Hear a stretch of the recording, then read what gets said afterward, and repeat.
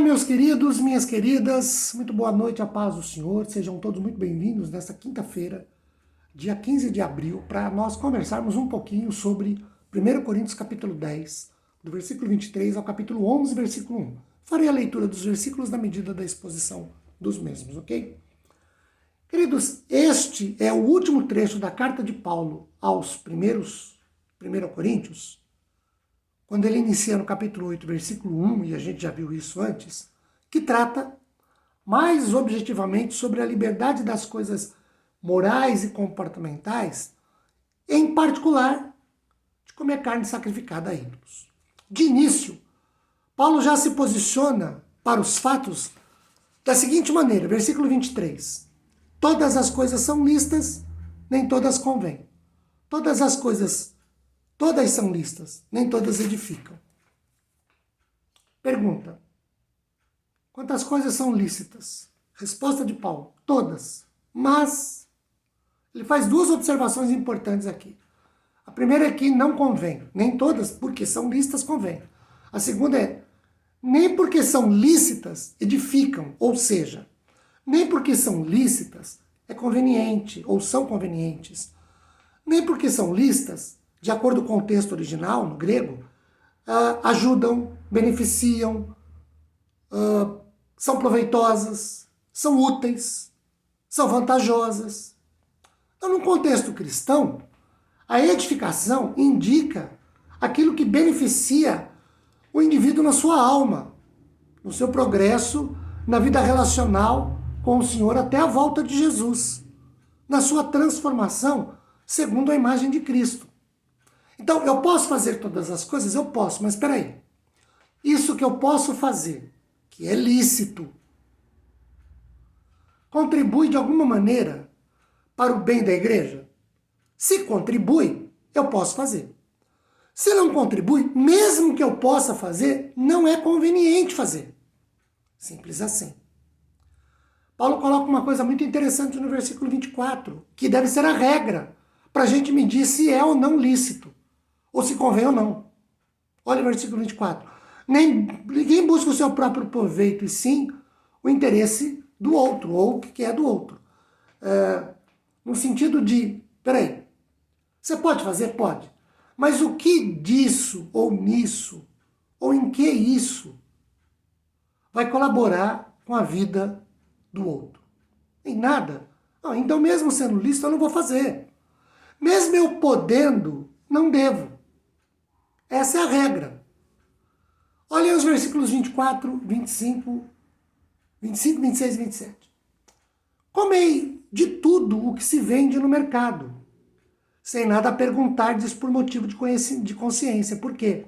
Do Senhor é a terra e a sua plenitude. Se algum dentre os incrédulos vos convidar e quiserdes ir, comei de tudo o que for posto diante de vós, sem nada perguntardes por motivo de consciência. Vários das carnes vendidas no mercado era que sobrava de animal sacrificado aos ídolos. Nem todo animal era sacrificado. Uma boa parte deles sobrava.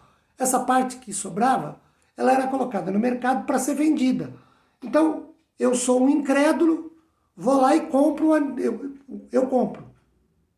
Tem um outro texto que a gente vai ver daqui a pouquinho, que fala para eu ir no mercado e não ficar perguntando a origem. Então, mesmo eu sendo judeu, eu vou lá no mercado e compro a carne. Bom, eu sou ímpio, vou lá no mercado e compro a carne. Convido um servo de Deus para participar de um almoço, de uma confraternização, vir na minha casa. Bom, agora eu sou o servo de Deus que vou na casa do ímpio que comprou a carne do mercado. O que a Bíblia diz aqui? Não pergunta a procedência. Ele colocou para comer, vai lá e come.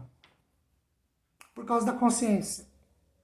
Agora, consciência de quem? Continuemos. Versículo 28. Porém, se alguém vos disser, isto é consagrado, se é coisa consagrada, sacrificada a ídolo, não coma. Por causa da consciência daquele que vos advertiu. Ora, Então eu vou na casa do camarada, ele diz, olha, só que isso é o seguinte, eu sei que você é um servo de Deus, isso aqui é consagrado ao ídolo. Nós temos festas da cultura, o Brasil é um país laico, da cultura cristã, que são oferecidas a ídolos. Se eu sei, não devo participar, como servo de Deus. Não por causa da minha consciência, mas por causa da consciência daquele que me convidou. O problema não é comigo, o problema é com ele. Mesma coisa, nós temos festas de outras culturas, no contexto do Brasil, de outras culturas religiosas, que eu também não devo me envolver. Não por minha causa, porque para mim aquilo não diz absolutamente nada, mas por causa daquele que me convidou, porque ele vai confundir as coisas. Esse é o problema. Ou é um problema. Vamos prosseguir. O Bruce, F.F. Bruce, comentando os versículos 25, 6 e 7, ele diz que são dirigidos à consciência que é sensível demais. Quando a pessoa estiver fazendo compras no mercado, ou comendo na casa de algum descrente, ele não deve fazer nenhuma pergunta por motivo de consciência. Veja, por que a gente diz isso? Porque o versículo 24 fala que do Senhor é a terra e tudo que nela existe. Então aquele animal é do Senhor. Mas a consciência de quem me convidou, e às vezes a consciência de quem está comigo, pode não entender e interpretar a coisa de maneira correta. Do Senhor é a terra e tudo que nela existe é uma citação do Salmo 24. Agora vem algumas cerejas. A primeira está no versículo 28. Porém, se alguém vos disser, isto é consagrado, isso é coisa sacrificada a ídolo, não coma, por causa da consciência daquele que vos advertiu. Por causa daquele que vos advertiu, por causa da consciência. Olha o 29. Consciência, digo, não a sua propriamente, mas a do outro. Não é porque, para mim, aquilo não diz nada. Mas o outro pode confundir, pode interpretar errado. Paulo vai mais longe. Ele diz ainda no versículo de número 29. Pois que há de ser julgada a minha liberdade pela consciência alheia. 30. Se eu participo com ações de graças, por que hei de ser vituperado por causa daquilo pelo que dou graças? Portanto, quer comais, quer bebais, ou façais outra coisa qualquer, fazei tudo para a glória de Deus. Então, primeiro nós temos dois filtros aqui. O primeiro filtro nós já vimos lá no versículo 24. Tudo é do Senhor. Tudo pertence ao Senhor. Então, esse é o primeiro filtro. O segundo filtro é esse aqui. Tudo que eu faço, eu devo fazer para a glória de Deus. E aí, queridos, se algum convidado, de acordo com o versículo 28, ou até um co-hóspede dele, e for um irmão mais fraco, imaturo na fé, se de repente ele me cutucar com o cotovelo, ou bater nas minhas costas, ou me dar uma indireta e dizer, isso é coisa sacrificada a ídolos, então eu não devo comer. Não por mim mesmo, mas por causa daquele irmão mais fraco, mais imaturo que me advertiu. Em outras palavras, se eu sou um crente mais maduro, eu posso, mas não devo, porque eu preciso respeitar a consciência do mais fraco, do mais imaturo. Paulo diz isso e explica isso nos versículos 29 e 30. Por quê? Paulo explica que a atitude tem a ver com a atitude. O que bem resulta em comer se a liberdade do outro for acusada? Como eu posso dar graças por aquilo que ofende a um irmão mais fraco e imaturo na fé? E aí vem, no versículo 31, o filtro. Eu devo fazer as coisas para a glória de Deus. Se aquilo que eu vou fazer prejudica um irmão, não devo fazer. Se aquilo que eu for fazer não for para honrar o Senhor, para glorificar a Deus, para bendizer o nome do Senhor, eu não devo fazer. Se aquilo que eu for beber não glorifica o nome do Senhor, e aqui, queridos, Não tem nenhum fanatismo, nenhum farisaísmo no sentido de me apegar à parte legal da coisa, ser legalista no comportamento. Não é isso. Mas se aquilo que eu faço não glorifica o Senhor, não honra o Senhor, não bendiz o nome do Senhor, não devo. Devo parar, não devo fazer. Se aquilo que eu bebo não dá um bom testemunho, eu não honro o Senhor, não glorifico o Senhor, não exalto o Senhor, principalmente quando eu estou com incrédulos ou com crentes mais fracos, eu não devo fazer. Não devo mexer, não devo usar, porque não glorifica o Senhor e ainda provoca uma reação no crente mais fraco.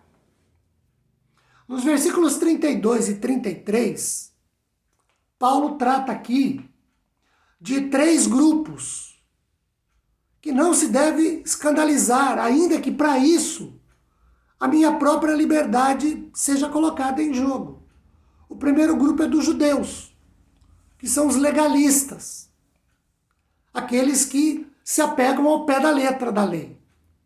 O segundo grupo são dos gentios, os liberais, aqueles descrentes para os quais tudo é possível, tudo pode, não tem limite.